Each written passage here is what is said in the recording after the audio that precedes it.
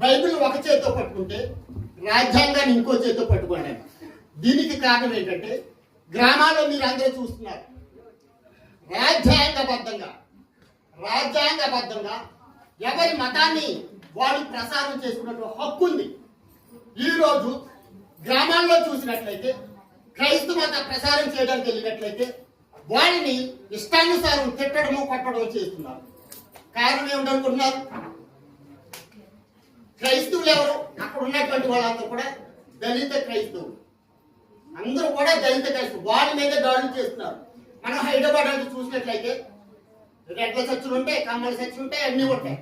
కానీ మతం